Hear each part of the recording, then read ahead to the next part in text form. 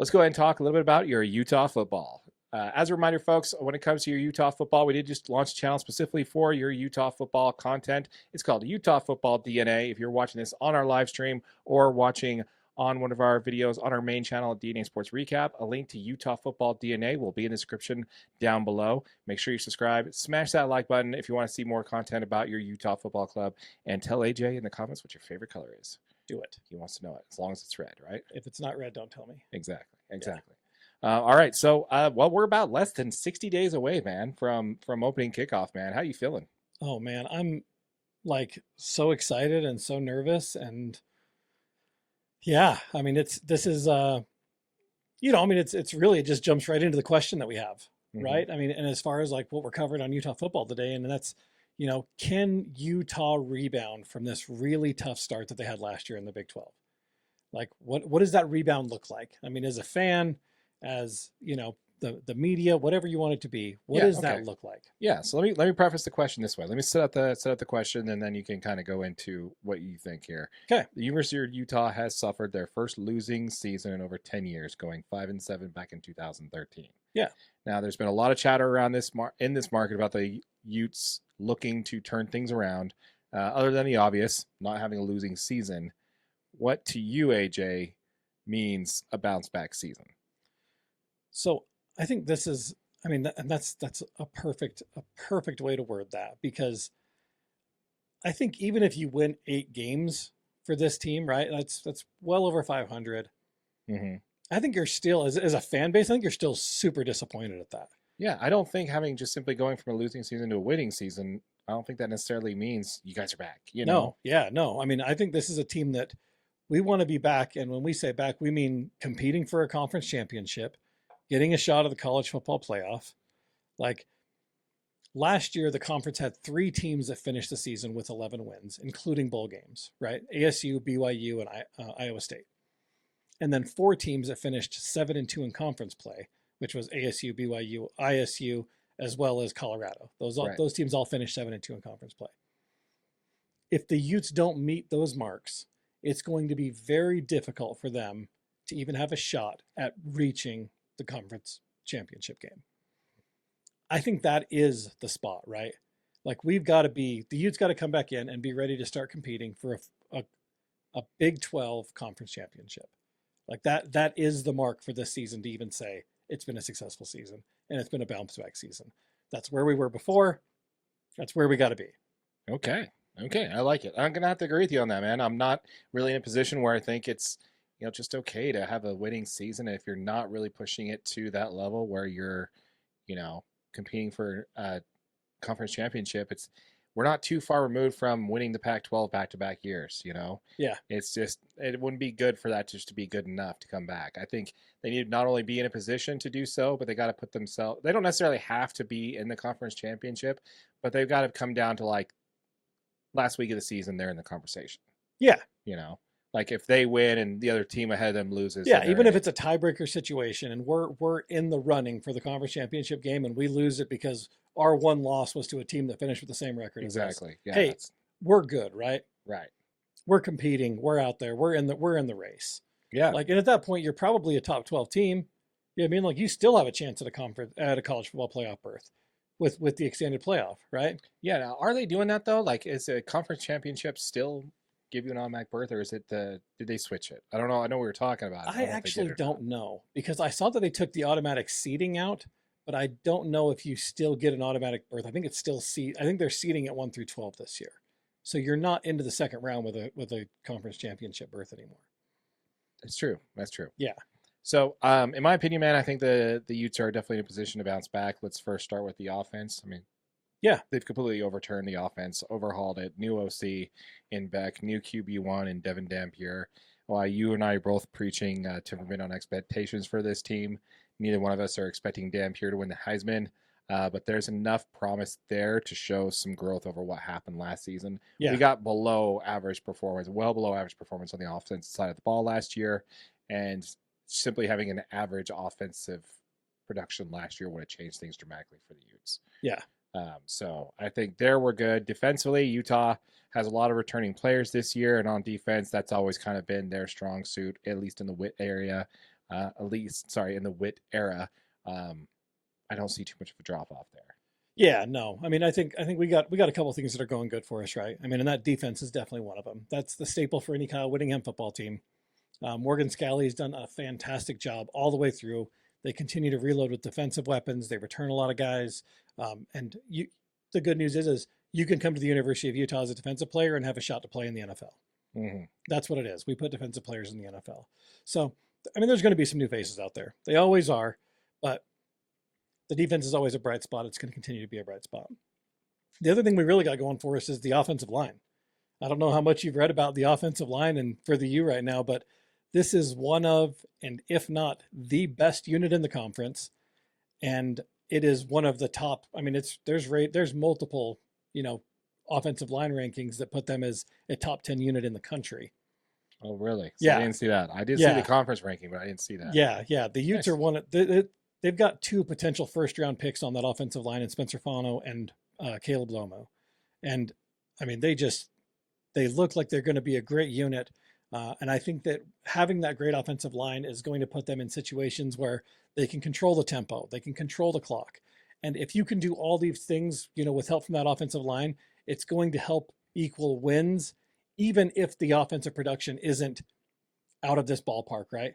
That's what we're hoping for, is out of the ballpark production, above average. But even if you can just come back to average production and you have great offensive line production that helps you manage the clock, this is going to put the Utes in a really good situation. Yeah, man, I have to agree with you, man. I said it on a previous episode that I believe the schedule is favoring Utah this year. It is. Most of their toughest opponents, at least that are ranked ahead of them in the top 25, are going to be home games. Yep. This year, there are a few that are going to be on the road, but ESPN has them ranked 6th in the Big 12 coming into this year. But 247sports.com has Utah tied for second place in the conference, so we'll definitely have to see.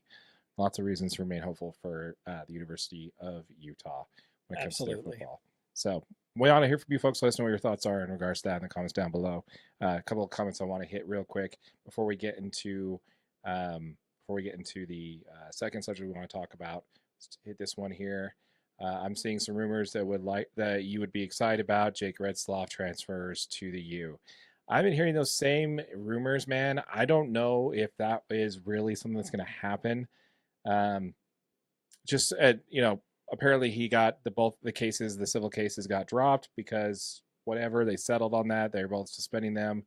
But because of the fact that Jake Retzloff did break BYU's code of conduct, he is no longer eligible to play for BYU. Yeah, it's like a 7-game suspension, which is most of the season. And he announced he was going to transfer. Yeah, and he, is going to transfer anyway. So that's makes him kind of ineligible anyway, really.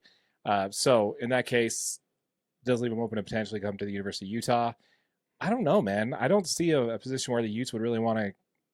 I mean, you can never have too much depth at quarterback for the University of Utah. I don't know. What do you think? Yeah, I mean, I think you're right. Depth at quarterback is great. I think the Utes are already going through an offensive installation transition right now, where you're trying to get a new offensive installed in the 3 or 4 quarterbacks that you currently have. To bring somebody in this late in the ball game and try to get them to know the playbook where they can even be remotely utilized in a really complicated offensive scheme, I think it's probably a little bit too late in the game. And I think that could be some of the struggles.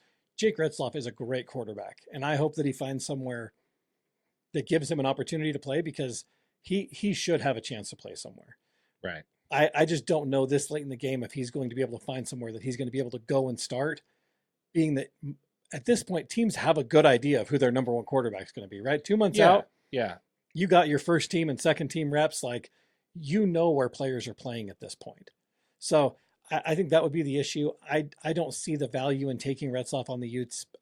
We do have some really talented guys that are still here that have been with the program.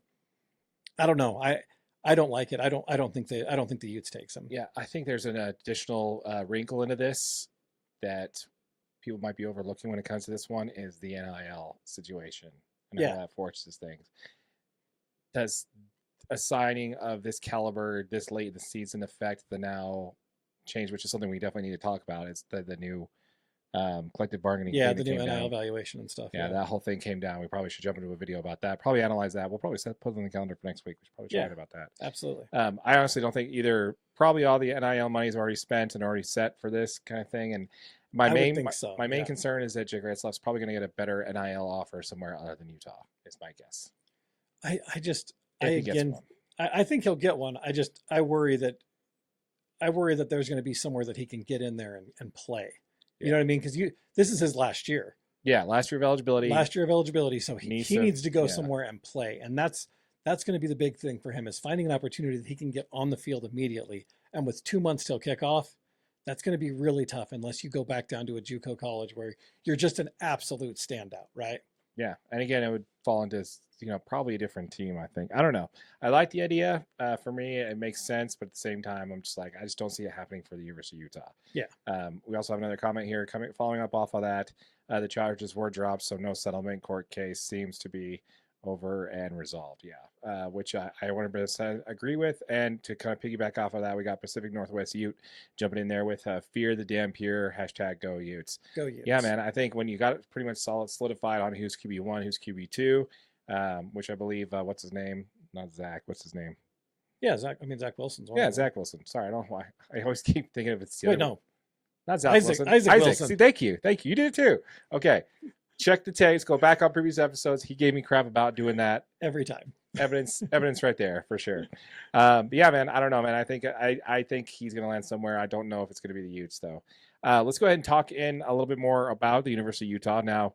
It is going to be on their home game against Cal Poly that they're going to be announcing new Ring of Honor inductees. Yeah. The first one's going to be Ron McBride. Do you want to run with this or do you want me to? Oh, you can go with it. Okay. Yeah. So he started Ron McBride. Obviously, if you're a Ute fan, you know who Ron McBride is. So we're not going to cover it in too much detail. But just for those who are newcomers as a fandom here, he was always the head coach of University of Utah when I was growing up during the BYU-Utah rivalry. Yep.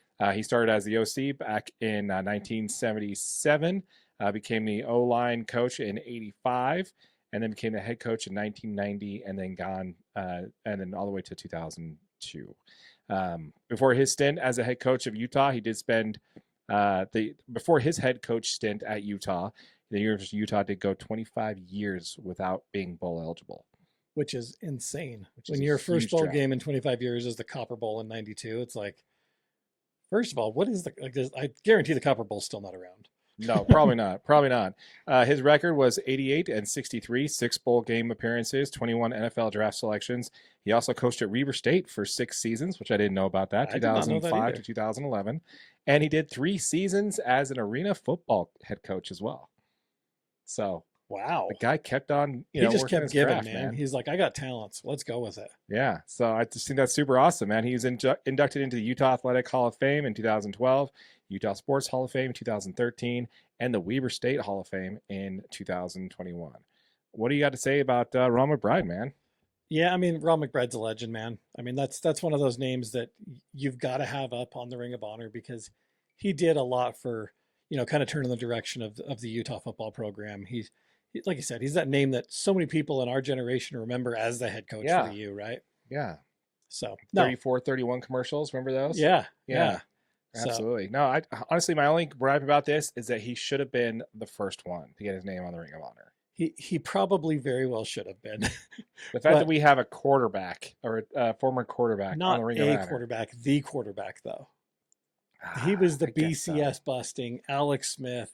I guess the first I don't overall know. Draft pick out of the University of Utah. Like, yeah, for me, I think that I guess you could go 1A and 1B on that one, but I do think if you're going to be inducting 2, the first one's got to be him, and then you can also have Alex Smith on there as well. But yeah, anyway, super honored super excited to see his name go up there on that September day against Cal Poly. So super excited for that.